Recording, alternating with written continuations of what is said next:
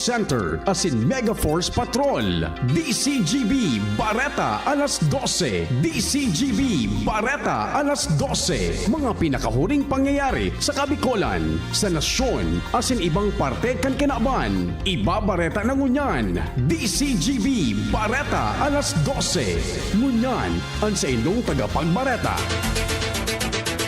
Marahay na ito mga tugang Sabado po ngunyan. Petsa 23 sa bulan kan Nobyembre 2024. Inang bareta alas 12 asin ako ang sedong magiging tagapagbareta. Mardilad daing iba. Enot sa headlines ito yung darakulang mga bareta ngunyan sa lado lokal. Helang na asma ay pinaliwanag din sa rong pediatric pulmonologist. Mga paagi para maibitaran ini pwedeng gibuhon ka mga ina na nagbabados pa sana. Filing kan aplikasyon para sa Civil Service Commission pen and paper test, pinalawig pa kan Civil Service Commission Bicol. Josefina Belmonte Duran Albay Provincial Hospital sa Ligao City posibleng magpuon ang operasyon sa Enero o Pebrero 2025. SSS Legazpi Branch nakapag-kolekta na ng 1.4 milyon pesos sa kondukta kan Run Against Contribution Evaders or RACE. Sa lado nasyonal, pagtaonin pardon kay Mary Jane Veloso na sa desisyonan ni Presidente Bongbong Marcos sigon sa Indonesian government. Propestong lay na magdataonin 25% tax incentives sa mga pribadong kumpanya na mag-empleyo ng senior citizens lusot na sa ikatulo pinal na pagbasa sa Kamara de Representantes. Sa ibang nasyon, Israel nagpalos ng evacuation threat sa Beirut. Bantang sarado ng Karawat Sports, laban kan Charlotte Hornets sa Detroit Pistons, inabot nin overtime dahil sa higpit kan laban, Hornets ganaman giranay.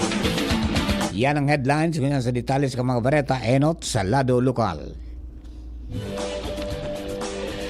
Nangenot ang asma sa rason kan pagagadaan sa kinaban bilang common chronic disease. Ina pinaliwanag sa programang Radyo Klinika ni Dr. Maria Janet Yasay, fellow PPS diplomate, Philippine Academy of Pediatric Pulmonologist, kung saan makakatabang na bibitaran ang siring nahelang kun ang sarong bados, nagiging maingat sa pigakaon, exposure sa palibot, nakokontrol ang posibleng infeksyon nin nagbi-breastfeed sa senda mga angki. Sinabi ni Dr. Yasay na lang ko ang posibilidad na magkaigwanin asma ang aki kunan sa iyang ina, ama, tugang asin iba pang miyembro kan pamilya, ang enot ng nagkaigwa kay ni dahilan tana sa anom sa good 8 anyos sana saka palang fully develop ang baga o lungs kan aki. Kaibanan sa mga sinyalis kan asma ang pagkakaigwanin halak, kadipisilan sa pagangos, chest lightness asin an chest tightness o pagpiot nin daghan asin ang pagkakaigwanin dry cough. Katakod kay ni nagrekomendar si Dr. Yasay nin swimming bilang best exercise. Alaga dapat na maging maingat sa makusog na parong kan chlorine sa mga swimming pool dahil ta posible ining makapag-trigger sa nasabing helang. Alagad magkakatabang ni Marhay ang pagkakaigo ng confirmatory test para madeterminan kung asma talaga ang mamatay ang kanaki para sa tamang medikasyon. Posibleng sa bulan ng Enero o Pebrero 2025 magpuunan operasyon kan Josefina Belmonte Duran Albay Provincial Hospital sa Barangay Tuburan, Ligao City. Ini ang kinumpirmar ni Sangguniang Palalawigan Committee on Health Vice Chairman Dante Arandia matapos na ipinaapod sa committee meeting kanakalihis na aldaw kung sa imbitaran kang komitiba si Albay Provincial Engineering Office Head Engineer Dante Baclao para maaraman ang estado kanasabing ospital. Sa pagtiripon sinabi ni Baclao na date na sana ang pigtatrabahong mga pasilidad sa ospital kung kaya posibleng magbukas na ini sa primerong 2 bulan kan 2025. Sinabi ni Arandia na magiging dakulang katabangan ang nasabing ospital para mas maakomodar ang mga naghihelang sa probinsya, partikular na ang mga nasa tercer distrito kan Albay. Pinalawig kan Civil Service Commission o CSC Bicol sa Nobyembre 26, 2024 o aldaunin Martes ang filing kan aplikasyon para sa new Normal Wait List o N-List System para sa March 2025 Career Service Examination Pen and Paper Test. Ang N-List registered applicants na naka-schedule to file kansa ng aplikasyon magpuon Nobyembre 19 sagod 22 alagad naka-enkwentro nin error sa pag-access o edit kansa indang detalye pwedeng magsumitin ng aplikasyon sagod sa Nobyembre 26 kunya na taon. Nagabiso ang CSC sa publiko na mag-update kansa indang N-List information asin siguruhon na gabos na personal details mantang dapat accurate asin kompleto bago isumitir ang aplikasyon. Sa mga nakapagsumitir na kansa indang aplikasyon alagad nagkaigo ng problema sa pag-edit kan detalles dapat man na mag-update kan N-List information para masiguro na kompleto asin tama ang mga detalyes. Ang iba man na registered applicants dapat na mag-monitor kan sa indang N-List dashboard para sa update kan filing schedule. Nagagad man in dispensan CSC Bicol sa inkonbinyensya dahilan kan technical challenges kasabay kan pagsiguro na matatawan ng solusyon ang nasabing issue. Nasa 1.4 milyon pesos ang kontribusyon na nakolekta kan Social Security System o SSS Legazpi ali sa mga employers na binisita sa iraram kang programang Run Against Contributor Evaders o RACE.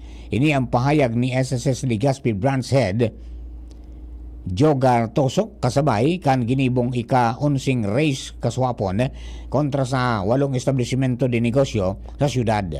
Sigun kay Tosok sa race pigaparumdum ninda ang mga employers o kaya employers sa saindang obligasyon sa saindang mga empleyado na irehistro asin maghulog nin bulanan na kontribusyon para man maging kwalipikado ini sa saindang mga programa asin serbisyo para sa saindang mga miyembro.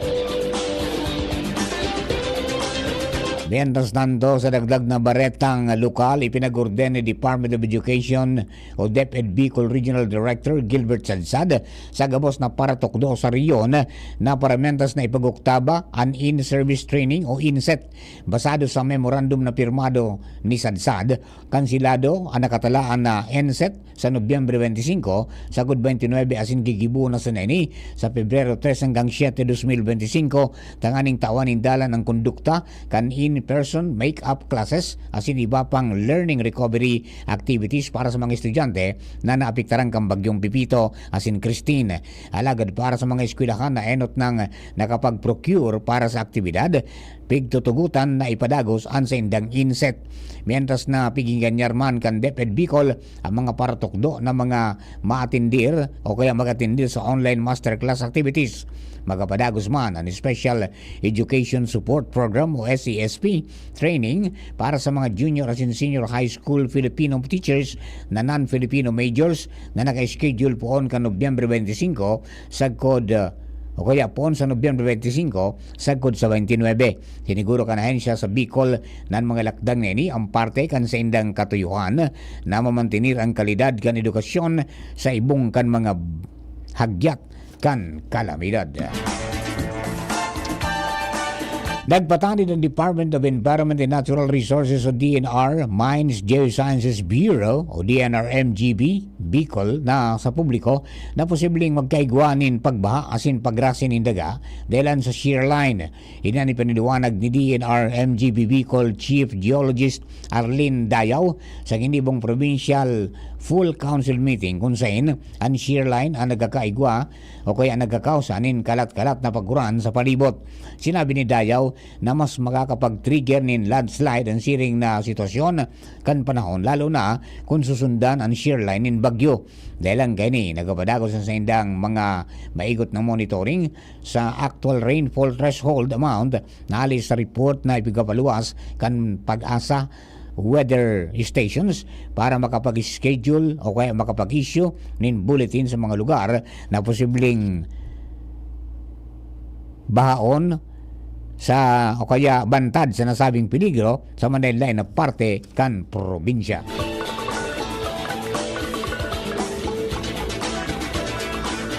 Padagos ang mga inisyatibo kan gobyerno provincial kan Albay para mapababa ang mga kaso nin pang-aabuso sa mga kaakian sa Albay. Sigung kay Albay Provincial Social Welfare Development Officer Maria Vivian Seya, hagado ninda ang tabang kan mandainlain ng mga ahensya kang gobyerno as mga pribadong organisasyon na maaprubaran ang diretsyo o kaya mapurtiran ang diretsyo ka mga kakian sa anuman na klase nin pang-abuso. Sinabi ni Albay Acting Governor Glenda Bungao, padagosan sa indang pagiling nin mga programa asin ordinansa para sa mga aki. Patunay kay ni ang naging selebrasyon ka National Children's Month celebration sa Albay Astrodome na inatindiran nin 500 na mga aki as yun sa ipinaliwanag digdi ang manangod sa mga diretso kan mga aki. Child abuse asin iba pa ang aktibidad ngunyan na bulan may temang Break the Prevalence and the Violence, Protecting Children, Creating a Safe Philippines. Sasarupang baretang lokal, pigimbitaran kan Department of Trade and Industry o DTI Bicol ang publiko na suportaran ang mga yaring Bicol Fiesta Haraya Regional Trade Fair sa siyudad kan Legazpi sa masunod na simana. Sigon sa DTI Bicol, ang aktibidad bubuksan sa Lunes, Nobyembre 25 sa Code 28 na sa Ayala Malls, Legazpi, kung saan ibibida digdi ang mga tradisyon, talento asin creativity ka mga Bicolano lalo na sa anom na probinsya sa reyon. Urual daw may nakalinyadang aktibidad arog kan pottery making, band performance, pagdemo kung paano gumibo ni mga alahas, weaving, may fashion show, painting asin drawing asin iba pa. Mga tugang, primerong parte po yan. Gusto yung Bareta alas 12, Bareta sa lado lokal. Ang Bareta niya sa lado nasyonal, ibang nasyon sports asin iba pa, makalis lamang po kani. Hello world, time to shop another season with LCC. Always bringing the magic, what a Christmas classic. Heroes, laughs and cheers, we're oh so near. So don't you ever fear, many years have gone, but we're still here for everyone.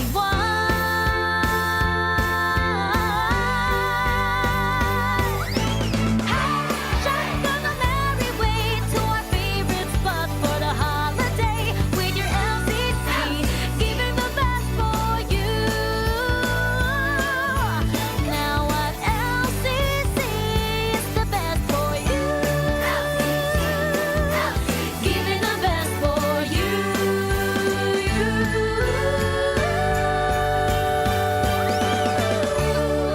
Thank you Kong Joey Sunset, habang sa agrikultura, turismo, infrastruktura, finansya, tabang medikal. Thank you Kong Joey Sunset, buhay natin mas sumasaya pag si Joey ang kaiba. Daig natin ang pangangamba, Kong Joey Sunset, highest rating na proven ang sa tuyang congressman. Albay ahead ang atang lahat, Kong Joey Sunset, albay ahead ang at lahat, oh, albay ahead ang at lahat, oh, Kong Joey Sunset. Birit na sana kaso parang may gumagasgas. Ganyan ang ubong may plemang mahirap ilabas. Mag-Plemex Forte Syrup. Gawa sa natural na lagundi. Tinutunaw ang plema. Pinipigil ang ubo. Ramdam ang hagod ng ginhawa. Sing your heart out. Basta lagundi, Plemex. Mabibili ang Plemex Forte Syrup 60 ml at 120 ml sa mga pangunahing butikan nationwide. Vitex Nagundo L is a generic name of Plemex Forte. If symptoms persist, consult your doctor.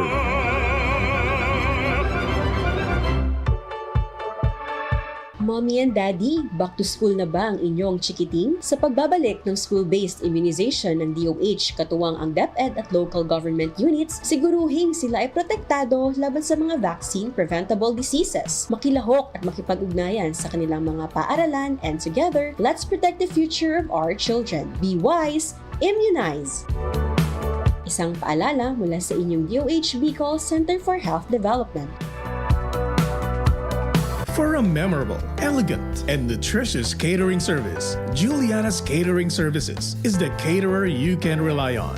Juliana's Catering Services. For whatever occasion, we have Italian dishes, Chinese, Filipino, European dishes, and one special dish we're really proud of, our fish papillote. Juliana's at 424 Jasmine Street, Imperial Court Subdivision, Phase 2, Legazpi City. Contact us now on 0905-295-9556 or 0921-541-2431. Juliana's Catering Services. We cater dishes that everyone relishes. Adrian Salceda, Adrian Salceda.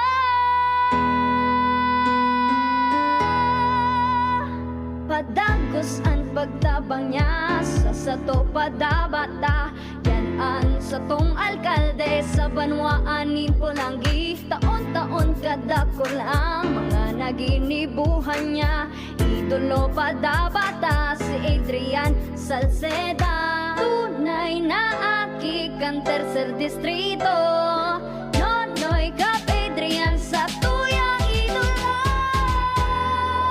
Adrian Salceda, padabat siya kan masa. Alcalde kan Pulangi, Mayor Nonoy Kap ikana.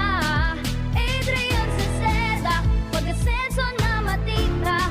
Banuan kan Pulangi kay Mayor Nonoy Kap.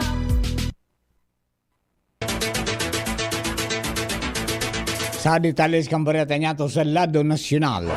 Sa primerong pagkakataon, nagtaram na ang gobyerno kan Indonesia may kinaraman sa dagos ng pagbalyo kay Mary Jane Veloso digdi sa Pilipinas.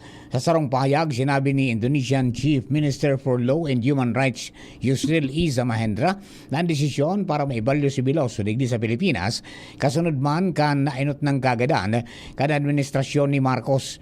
Sigong kay Mahendra, guminibo ang Indonesia ng panibagong polisiya na dai pa kaini dating nagigibo. Iniyo ang pagtugot na makalibre ang matawan ng pardon ang mga dayuhan na hinatulan na kan mga korte sa Indonesia. Imbis kini, pigtutugutan na kan Indonesian government na maibalyo ang mga convicted foreigner. Itanaw ang ehemplo ni Mahendra ang kaso ni Veloso unsain kapag ibinalyo na siya sa Pilipinas kay puan na isirbi ni Veloso ang life sentence katrukis kan death sentence na hatol sa saya sa Indonesia. Siring man, pigrespeto kan Indonesian government ang poder kan Philippine government na ipautob ang mga leyes kaini. Kung maibalik na sa Pilipinas si Veloso, pigrespeto kan Indonesian government ang otoridad ni Presidente Ferdinand Marcos Jr. asin kung magtao man siya nin pardon sa Pinay drug convict sa iyang pagdesisyon na ini. Nagpaluwas na ning pahayag si Mary Jane Veloso kasunod kang baretang mapapabalik siya sa Pilipinas matapos ang sobra sa sarong dekadang pagkakapreso sa Indonesia dahil sa drug case. Sa sarong written statement ni Veloso na binasa ni Prison Warden Evie Lulyansi, nakapalaman digdi ang kaugmahan kang Pinay nangunyan igwa na siyang pagkakataon na makabalik sa giraray digdi sa Pilipinas asin makaibanan ng sa iyang pamilya. Nagpasalamat man si Veloso sa gabos ng mga individual na sigon sa iya padagos na nagkakaigwa ng esparsos para dagos na siyang makabalik digdi sa nasyon. Ang 39 anyos sa si Veloso, piglalauman na makakabalik na ning padagos sa Pilipinas matapos ang pagtugot kan Indonesian government sa pagbalyo sa iya sa sarong kulungan digdi sa nasyon. Sigon sa Department of Foreign Affairs o DFA, napadagos man na piga-ariglar ang mga dokumento kan Pinay drug convict asin punterian nindang maipabalik sa nasyon si Veloso bago man magpasko. Matatawan ng 25% na tax incentive ang mga pribadong kumpanya na mag-hire o mag-employ ng senior citizen in kaso maging lay ang House Bill number 10985 o Unemployment Opportunities for Senior Citizens and Private Entities Incentives. Sinabi ni Representative Milagros Aquino magsaysay na yuan author ka nasabing propestong lakdang. Sigon sa kongresista, kay ito 15% sana o mas baba pa ang tax incentives na nakukuha ka mga pribadong kumpanya. Nagkapira sa pwedeng laugan na trabaho ka mga senior citizens, yuan clerical secretary, kitchen aid, janitorial asin maging consultancy. Lusot naman sa nasabing proponidong lay sa ikatulo asin pinalapagbasa kan Kamara de Representantes ngunyan na simana.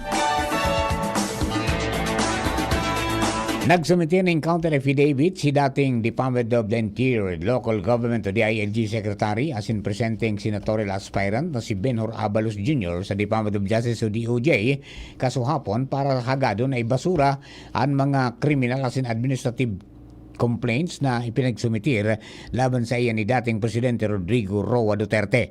Sa sinumpaan na pahayag ni Abalos, sinabi niyang daing basihan ang mga charges kontra sa iya asin malinaw na politically motivated na may kamautan na iaharas siya, mansahan ang sa iyang pangaran asin batikuson ang sa iyang karakter. Sinabi niyang nagpalyar ang complainant na si dating Presidente Duterte na patunayan ang sa iyang klamar na aware siya asin may aram sa ginibo sa mga miyembros kan KOJC.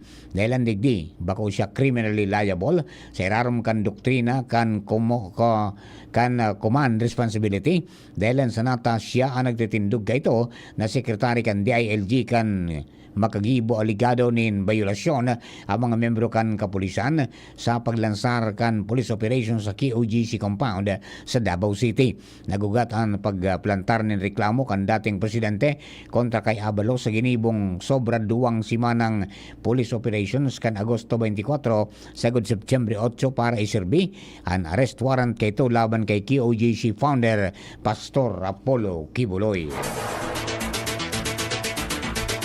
Ipinahayag ni Commissioner Elections o COMELEC Chairman George Erwin Garcia na napagurunan kan COMELEC NBank ang naging ruling kan Korte Suprema manungod sa dating COMELEC Commissioner na si Rowena Guanzon. Minidbid ini kan komisyon dahil piglinaw kay ni ang mga gray areas sa party list guidelines, partikular na sa substitution system. Sigun pa kay Garcia na planong gumibo kan poll body nin komite para magtaonin abiso sa mga pagbabago nagigibuhon sa party list guidelines. Sisiguruhon pa maninda na susugman giraray ang mga pagbabago sa desisyon kan Korte Suprema. Katakod kay ni lininaw niya na dai naapektaran sa guidelines para sa eleksyon 2025 dahil saan mga nominees sa sin party list nakapagsumitir na ng Certificate of Nomination and Acceptance o CONA. Mientras na siniguro man kang COMELEC Chairman na kung nakapagsumitir na tulos ng mga bagong nominees ang komunidad ng pamilya, pasyente at persons with disabilities o P3PWD, tulos manining ipoproklamar kan komisyon para makahabol pa sa termino. Ipinagrekomendar kan Philippine National Police Internal Affairs Services o PNP-IAS ang dismissal kontra sa sarong general dahil sa issue kan command responsibility na pigsasabing o kaya sa asin pigsasabing kapabayaan. Sigun kay Attorney Brigido Dulay, Inspector General kan PNP-IAS na nagugat ini sa kontrobersyal na police operation sa sarong condominium sa Parañaque City kan September 2023 kung saan nagreklamo ang mga inarestong Chinese. Kaibanan sa mga reklamo ang illegal na pag-aresto, pagkumpiskar ka mga personal na gamit, asin pigsasabing pagtanom nin ebidensya kan mga tauhan kan Southern Police District. Sa baret niya to sa ibang nasyon, nagpaluwas ng forced evacuation threats ang Israel sa Beirut. Sinabi ni Israeli military spokesperson Avichai Adrai sa gabos na mga residente sa Hadat, Haret, Hek, asin Goberi sa Beirut na dapat na mag-evacuar na. Ang pinakuring forced evacuation order pagdataonin patanid sa mga residente sa gigibuhon na pag-atakihan Israel. Magiramduman na nagkapirang beses nang nagkondukta ng airstrike ang Israel laban sa mga Hezbollah militant group duman sa Lebanon. Sa lado ng Karawat Sports, uminabot sa 73 puntos ang pinagbiyo na puntos ninda Hornets forward Brandon Miller asin point guard Lamelio Ball. Pinanginutan man ni Moussa Diabay ang depensa kan Charlotte Hornets asin uminagaw ini ng 16 puntos apisar kan sarong puntos na ang nailaog kay ni sa kabilugan kan Kawat. Naging maigpit man ang pagbantay kan Hornets kay Detroit Pistons rising star Cade Cunningham, alagad nagibo pa man girare kay ning magkamada ng 27 puntos asin 10 assist. Kay Banana ang 7 rebounds. Nagambag man ng 26 puntos si Pistons forward Tobias Harris bago naglaog ang sa overtime. Pugol kang Pistons ang 2-point lead sa score na 109-107. Alagad, nailaog ni Ball ang sarong floater. Paglaog kan overtime, dahil na pinunduan kan Hornets ang depensa sa tabang kan magkakasunod na shoot ni Miller kay Banana ang sarong 3-point shot 36.2 seconds bago matapos ang overtime sa score na 118-115. Nagtapos ang kawat sa score na 123-121 pabor sa Hornets. Sa satuyang bareta sa siyensya sin teknolohiya, bus anapod sa France sa sarong imbensyon na pwedeng mamatean sa lawas and music. Sigon sa mga nakaimbento kaini and bus, ang pig-apod na to the sound that the relief is like, dahil sa may kakayahan kaining ma-improve asin mapalangkaw ang relaxing sensation mientras na pigpaportiran ang talinga. Kay puan mo sanang isulog ang bus asin ibugtak sa tikab, i-connect sa Bluetooth sa indong cellphone, tablet, computer, TV asin iba pang gaming console, mantang ang bus pwedeng mabakal sa kantidad na $153.79 US dollars. Istoryang naiiba. Sa tuyang espesyal na istorya sarong 26 anyos na babae sa India ang nakaresibi ng Guinness World Record dahil sa sobraan sa iyang ngipon. Inanunsyo kan Guinness World Record na si Kalpana Balan Kantanjavyar Tamil Nadu ang pinakang bagong tagsadiri kan world record title na most teeth in a person's mouth female category matapos na makumpirmar na may 38 siyang ngipon. Ang natural na numero kan ngipon kan sarong persona o human adult nasa 32 na. Alagad kay Balan may sobrang apat na mandibular teeth sa iyang lower jaw asin may sobrang maxillary teeth sa iyang upper jaw. Anapod sa sobrang mga ngipon ang supernumerary teeth. Dakula ang paglaom ni Balan na makuha niya ang world record title dahil sigon sa iyang dentista may nagtutubo pa na dugang nangipon sa iyang ngimot. Flashback. Sa satuyang bareta, sa mga nakaaging panahon, Nobyembre 23 kan taon 1986 o 1986, kan pinagdesignar ni dating Presidente Corazon Cuauhtémoc Aquino si General Rafael Ilito bilang ika-17 Defense Secretary kasalida ni Juan Ponce Enrile. Iniladawan ni Presidente Aquino si Ilito bilang sarong profesional na militar, sarong marhay na opisyal asin gentleman. Bago pa man siya pigdesignar, siya naging Vice Chief of Staff of the Armed Forces of the Philippines o AFP. Namon nagsiilito sa San Isidro, Nueva Ecija kan Oktubre 24, 1920. Nag-eskwela siya ng engineering, nin 2 taon sa University of the Philippines o UP. Naglaog nin sarong taon sa Philippine Military Academy sa Fort del Pilar, Baguio City asin naggraduar kan Hunyo 1943 sa United States Military Academy sa West Point, Virginia bago siya nagsabay sa Armed Forces of the Philippines o AFP. Mga tugang yun na po ang kabilugan kan sa tuyang alas 12 mga bareta at tinipan na kinalap sa DCGB News Base sa nakalihis na 6 oras. Sa pagkarang kanakatuwang niya sa pagsurat kan mga bareta, Angel Mustasa. Yaon man dyan sa News Base katuwang tadyan sina Jenny Matthew Balaran asin Mary Joy Jaresco. Lado technical, katuwang tapos si Kuya Nems Flora, mantang sa DCGB Social Media Department, yan po dyan si Jerome Nico Martinez na tuyang IT. Sa mga nagantabay po sa DCGB News Online Facebook page, sa DCGB YouTube channel, asin sa DCGB Live App, siring man sa nakatune in sa 729 kHz sa pitang ka mga radyo. Good afternoon kay King Rinaldo, Nagantabay po dyan na sinagamamati na kahiling sa Bangkiruhan. Sa mga birthday celebrators, happy birthday po. At saka sa mga gustong humabol po na makabakal ng mga produktong masisiram, masindal kalidad, kan masbate. Yan ba po, ongoing pa ang urawasan masbate sagkod po sa aga. Sa pagkaroon kan bilog na tropa kan Mega Force Patrol, ini po si Mardila daing iba. Thank you for keeping us company. God bless the Philippines. Sa indong nadangog ang mga darakulang bareta, ngunyan na aldaw, ang tabayan ng giraray sa